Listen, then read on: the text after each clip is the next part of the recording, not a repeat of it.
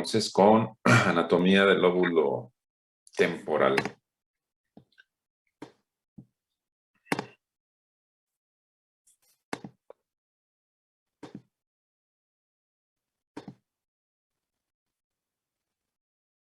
Y vamos a empezar con este caso clínico. Es una mujer de 63 años con antecedente de diabetes mellitus tipo 2, hipertensión arterial y presenta en forma súbita hemiparesia derecha, 2 de 5.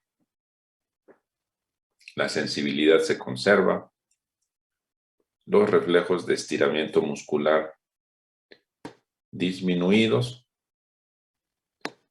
Al margen de esto, les comento que los reflejos de estiramiento muscular son sinónimo de reflejos osteotendinosos y son sinónimo también de reflejos miotáticos. Se pueden decir de las tres formas. Levante las manos. Levante las manos, por favor.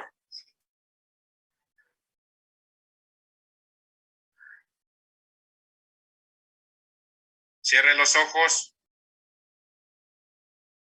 Abra los ojos. Saque la lengua. Cierre su boca. Levante las manos. Levante las manos. Dígame cómo se llama. ¿Cómo se llama usted? ¿Cuántos años tiene?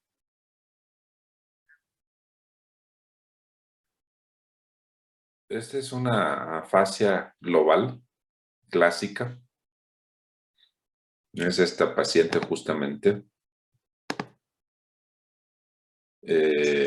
Algunas situaciones las logra contestar o obedecer las órdenes, pero en la mayoría de las veces, si ustedes notan, los comandos ni siquiera los comprenden. Es una afasia global. Es una tomografía de esta misma paciente en las primeras horas de que empezó los síntomas. Una tomografía simple. Vean cómo prácticamente es normal.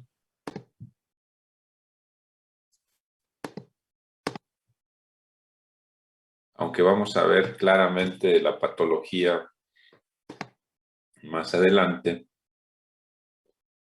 de una vez les adelanto que siendo una patología de inicio súbito, nuevamente ahí está el detalle para resolver muchas veces los casos clínicos.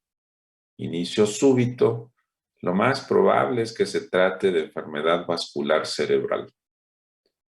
Y recuerden que la enfermedad vascular cerebral únicamente puede ser isquémica en el caso de los infartos o hemorrágica. Con esta tomografía que sale normal, descartamos totalmente que sea hemorrágica. Entonces, es una enfermedad vascular de tipo isquémico. Y es común que en las primeras horas la tomografía parezca normal. Se repitió a las 48 horas y aparece ya el infarto. Lóbulo temporal izquierdo,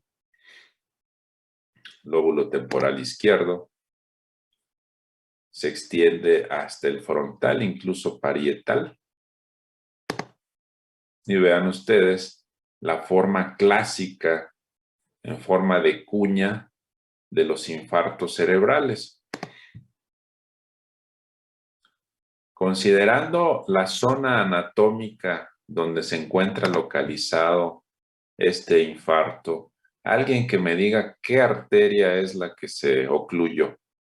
¿La arteria cerebral media? Cerebral media. Siempre que digamos que tiene un infarto, tenemos que suponer el territorio.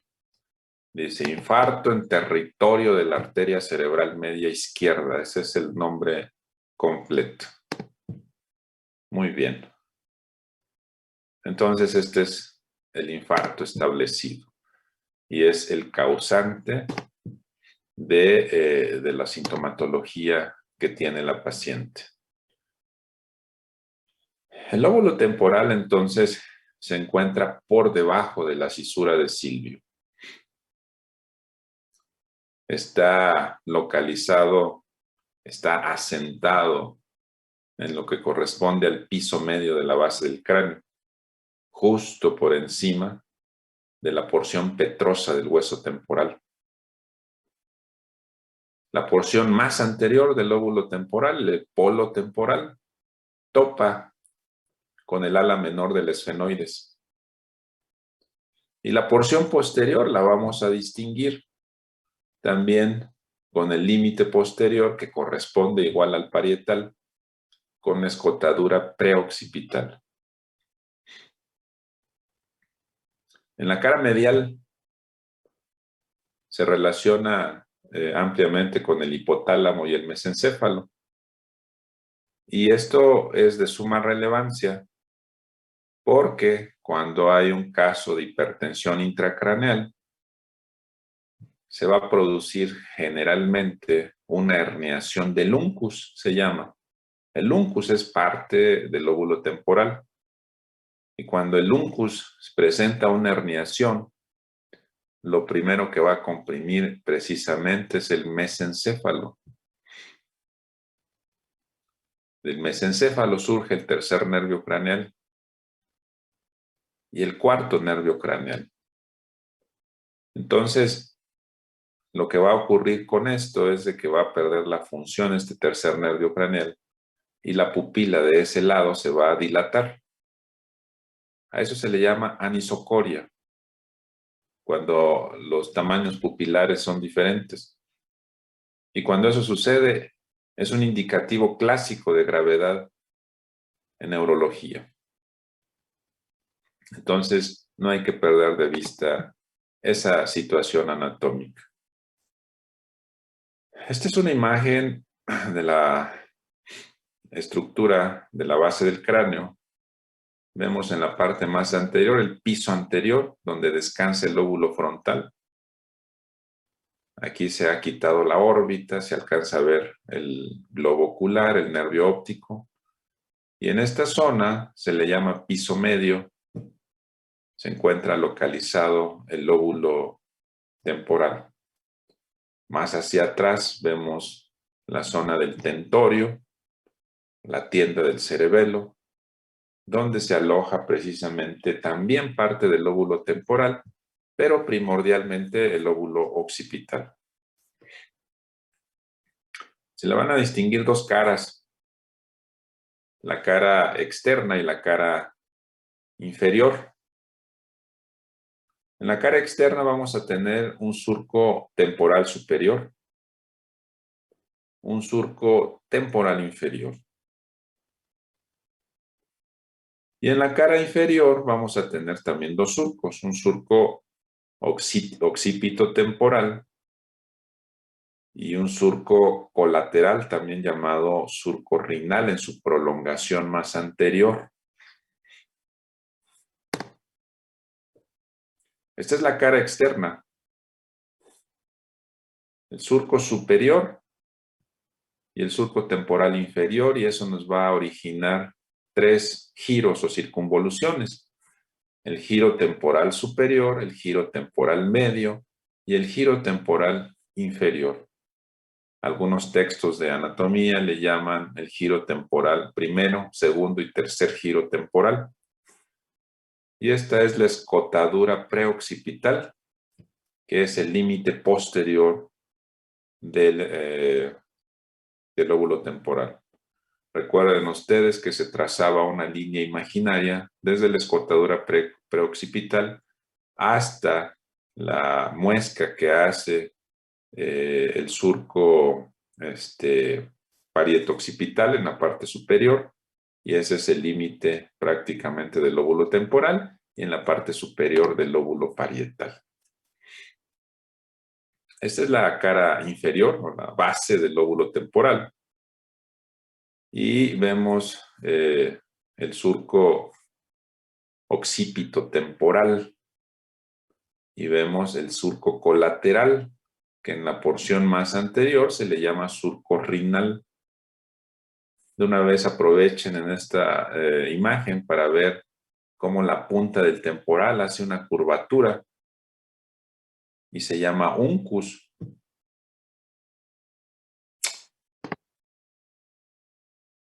Aquí nuevamente, surco occipito temporal, el surco colateral con su prolongación más anterior rinal. Aquí se alcanza a apreciar incluso el surco calcarino que vamos a ver en la siguiente clase. Y se alcanza a apreciar también el surco del hipocampo. Vean ustedes cómo el hipocampo prácticamente se encuentra en la base y muy relacionado con el mesencéfalo. Este es el mesencéfalo o cerebro medio también se le conoce. Y entonces se origina la primera, segunda, tercera, cuarta y quinta circunvolución temporal, llamadas también superior, media e inferior, y esas se encuentran en la cara externa.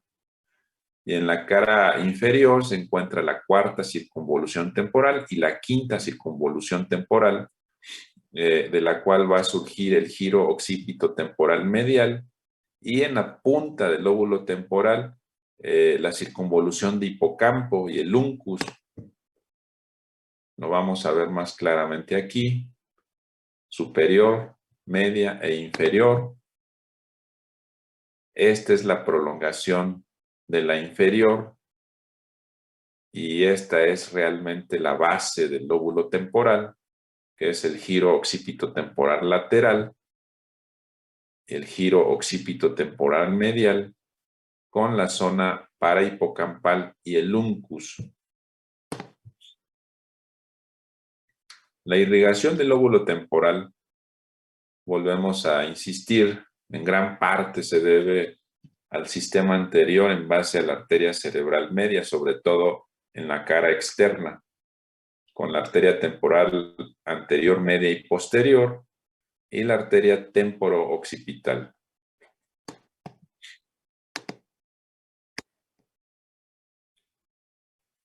Hay una arteria que le da toda la vuelta a la cara interna de los hemisferios, es la arteria pericallosa, que es a su vez rama de la arteria cerebral anterior.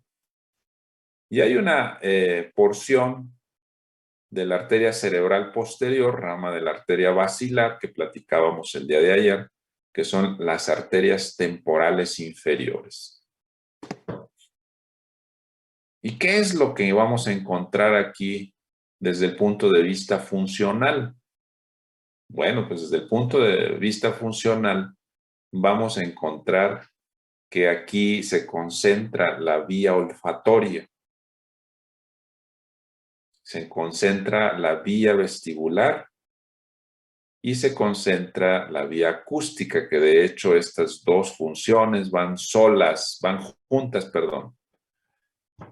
La vía olfatoria tiene una característica muy especial. Es un sentido especial.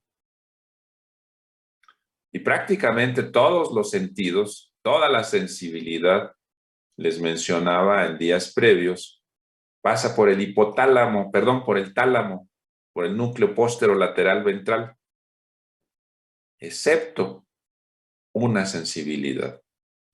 Y esta es la sensibilidad que no pasa por el tálamo. Es la única, la vía olfatoria. Ahorita la vamos a ver de qué se trata.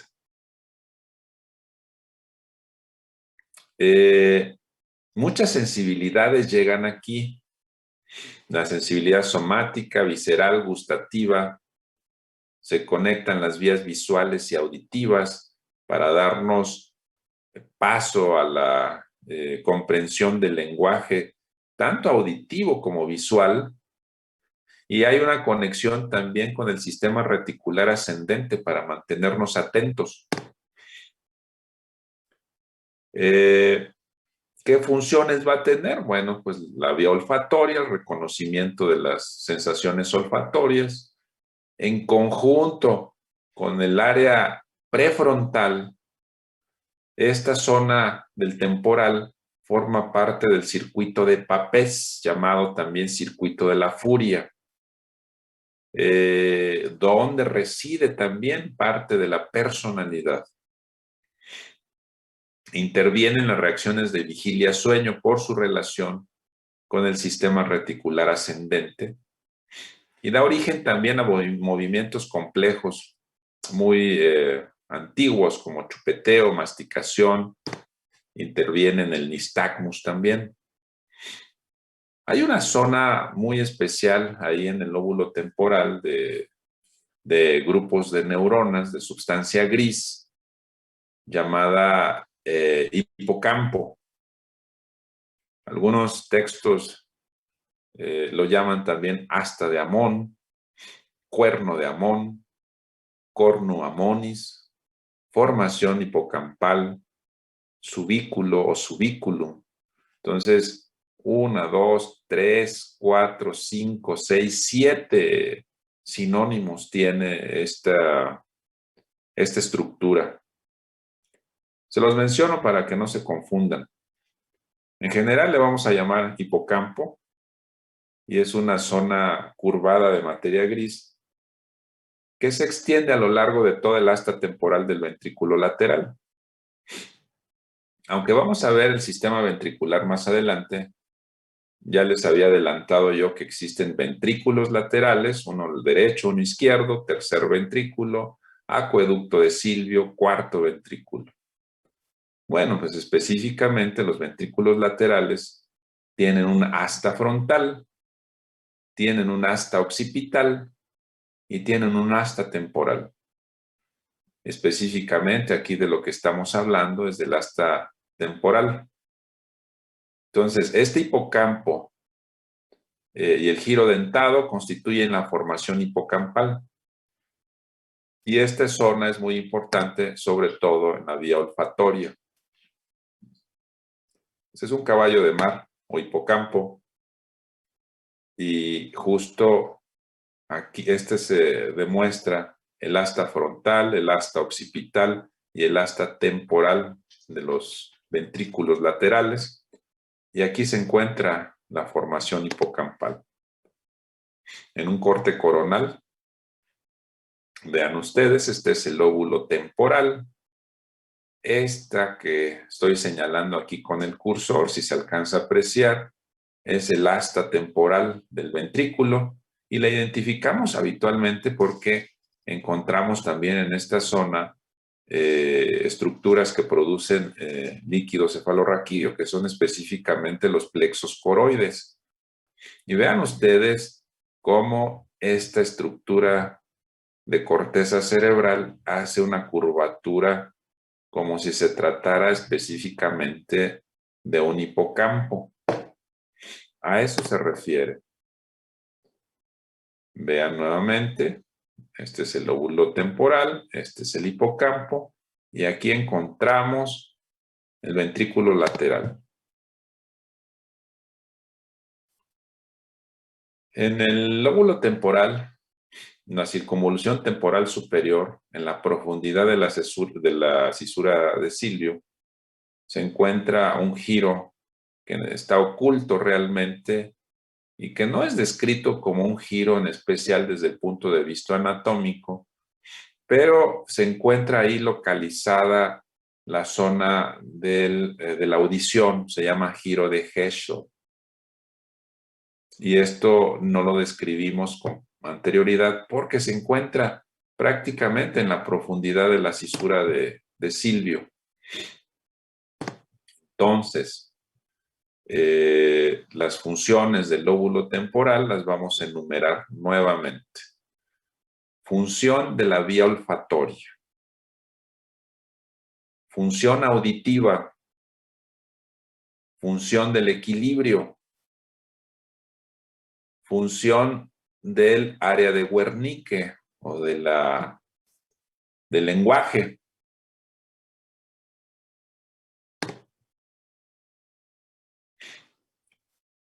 Vamos a analizar la vía auditiva muy rápidamente. Recuerden ustedes, si quieren revisar esto nuevamente, lo van a encontrar en el libro de nervios craneales. Y de hecho va a existir una clase específica para ver el octavo nervio craneal. Entonces, en el oído tenemos dos modalidades sensoriales: la audición y el equilibrio. La audición inicia en el conducto auditivo externo. Tenemos el pabellón auricular y tenemos un orificio que se llama conducto auditivo externo. Este termina donde se encuentra el tímpano. El tímpano los sonidos hacen vibrar al tímpano y entonces este activa una serie de huesecillos que se encuentran en el oído medio o conducto auditivo medio. Martillo, yunque y estribo se llaman los huesos. Y ahí en el oído medio también hay otro conducto que comunica con la faringe. Se llama trompa de Eustaquio. Pero eso no tiene relevancia ahorita. Hay una zona que se llama oído interno, donde se encuentra la cóclea, el órgano de Corti, y se encuentran también algunas estructuras importantes para el equilibrio, como el utrículo, el sáculo y los conductos semicirculares. Es una representación más o menos de lo que hablamos: pabellón auricular, conducto auditivo externo, membrana timpánica, cadena de huesecillos en el oído medio, trompa de Eustaquio que comunica con la faringe y oído interno, donde se encuentra la cóclea, donde se encuentra el utrículo, sáculo y conductos semicirculares, y se origina el nervio vestíbulo coclear.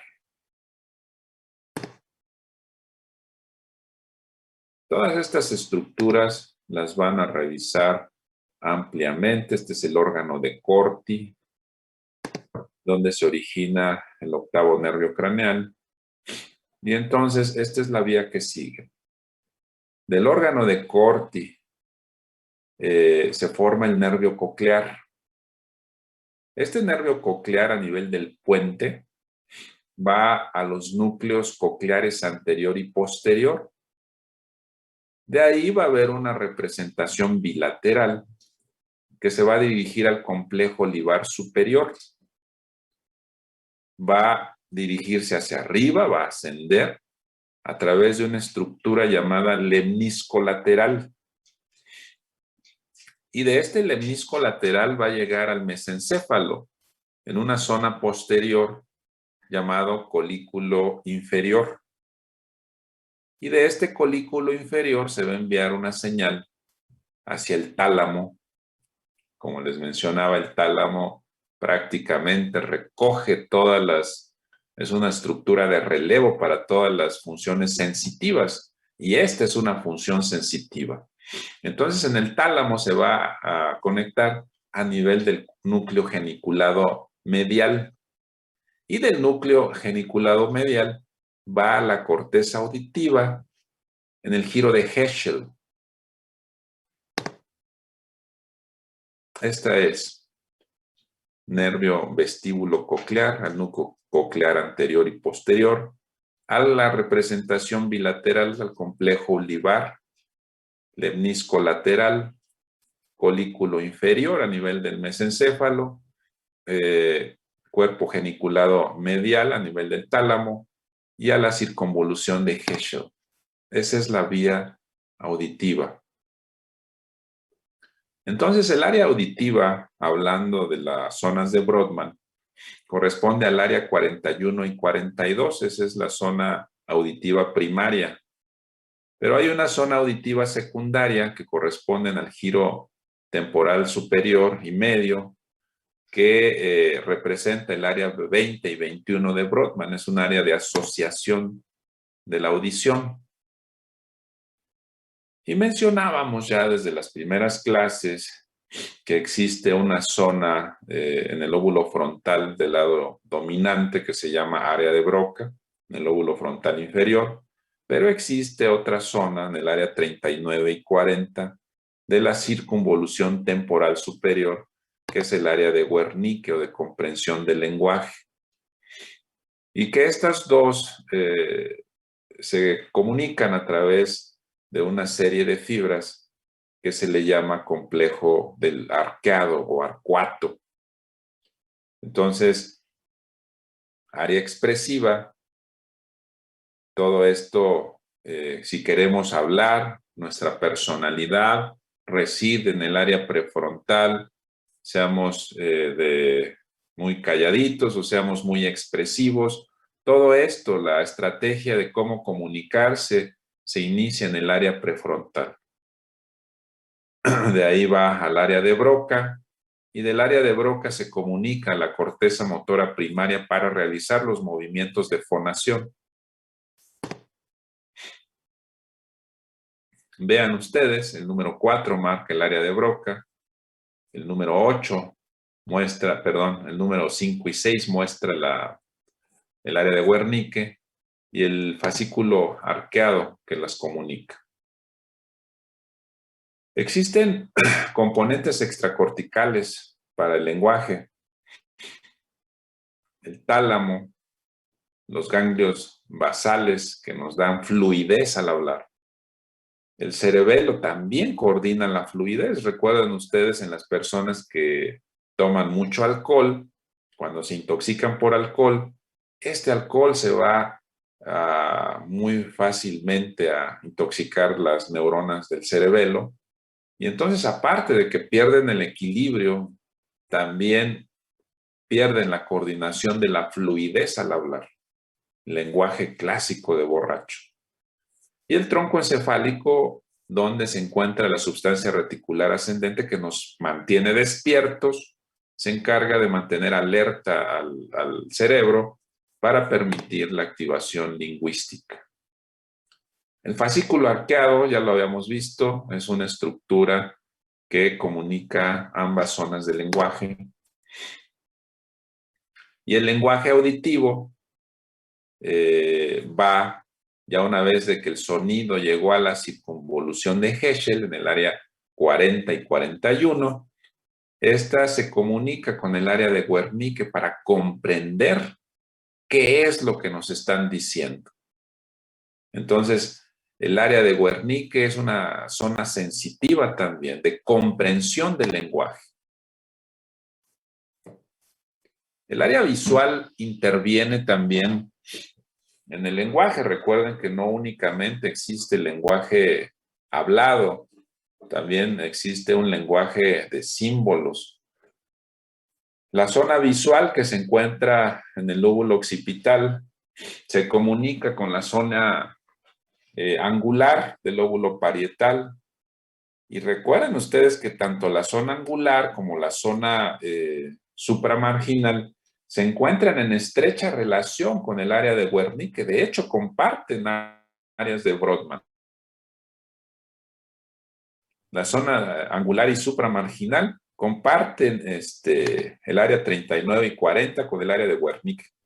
Entonces, de ahí se comunica con el área de Wernicke también para comprender el lenguaje de símbolos.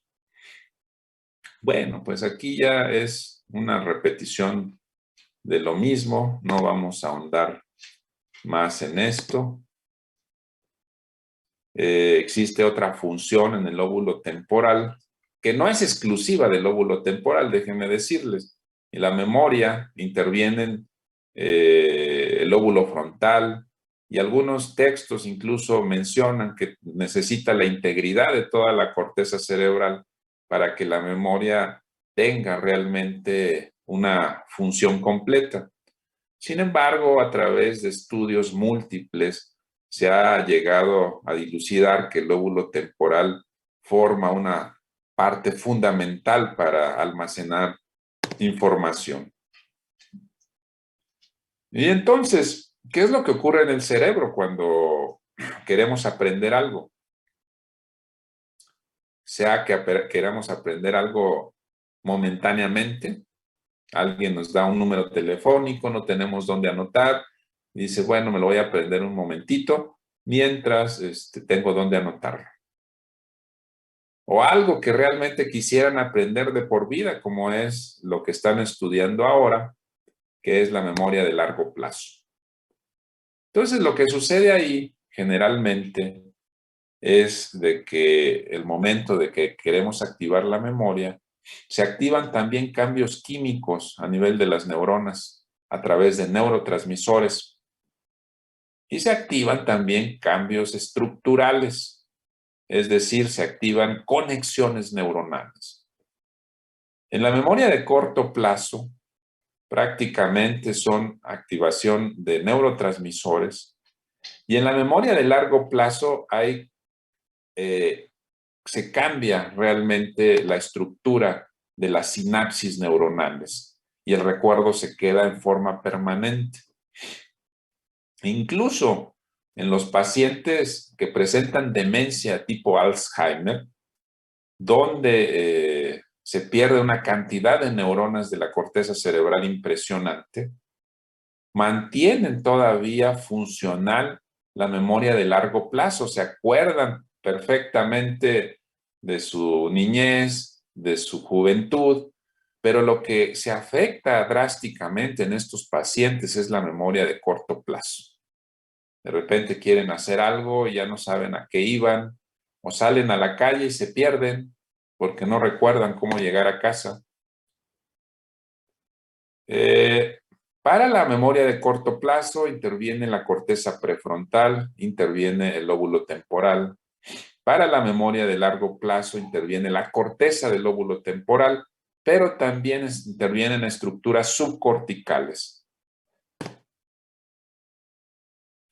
Esta zona del hipocampo es muy, muy importante para la memoria. Vean ustedes cómo se menciona aquí a la corteza prefrontal, pero sobre todo a esta zona del lóbulo temporal. Y la expresión es bilateral. Incluso su cercana conexión con el hipotálamo hace que ciertos recuerdos produzcan liberación de hormonas, como sucede con un alimento que nos preparaban en la infancia, donde se liberaron ciertas hormonas y al momento de probarlos nuevamente nos lleva nuevamente como si estuviésemos viviendo el momento, pero esto es sobre todo por la liberación de ciertas hormonas, sobre todo de la glándula suprarrenal. Cuando se altera la memoria se producen varias alteraciones clínicas. La hipermnesia, que es una capacidad aumentada para recordar eventos. La hipomnesia es lo contrario. La dismnesia es cuando se recuerdan eventos, pero no se pueden secuenciar. Y la amnesia, que es la incapacidad para recordar eventos. Existe una amnesia anterógrada, donde el paciente es incapaz de aprender cosas nuevas, y una amnesia retrógrada, donde es el paciente incapaz de recordar cosas que ya sucedieron. Esto sobre todo sucede en los traumatismos craneoencefálicos. El circuito de Papez o circuito de la furia es fundamental para determinar la personalidad. Y dentro de este circuito de Papez, pues se encuentra todas estas estructuras: el tubérculo mamilar, el hipotálamo posterior, núcleo anterior del tálamo, el cíngulo, el hipocampo, el tubérculo mamilar. Recuerdan ustedes que la circunvolución del cíngulo se relaciona estrechamente y se va desde el lóbulo frontal hasta el lóbulo parietal y temporal y se relaciona estrechamente con la corteza prefrontal, que también forma parte de la personalidad. Finalmente, esto también lo vamos a revisar cuando veamos nervios craneales, puesto que este es el primer nervio craneal, pero dado que aquí se encuentra la función olfatoria en el lóbulo temporal, les recuerdo rápidamente que las células olfatorias de la mucosa olfatoria forman la primera neurona y estas, a través de varias raicillas nerviosas, atraviesan la lámina cribosa del etmoides para formar el bulbo olfatorio y más atrás el tracto olfatorio. Ese tracto olfatorio se divide en 3 partes llamadas estrías olfatorias. Una estría olfatoria lateral que va directamente a la zona de la punta del lóbulo temporal, cerca del cuerpo amigdalino. Una estría lateral medial que se comunica con la contralateral a través de la comisura blanca anterior, que aquí marca el cursor, y una estría olfatoria intermedia. Esta estría olfatoria intermedia se introduce al cerebro a través de la sustancia perforada anterior, y esta va a tener una terminación a nivel de la corteza cerebral subcallosa. Entonces, estas son precisamente la vía olfatoria que se relaciona precisamente con el lóbulo temporal en la corteza entorrinal.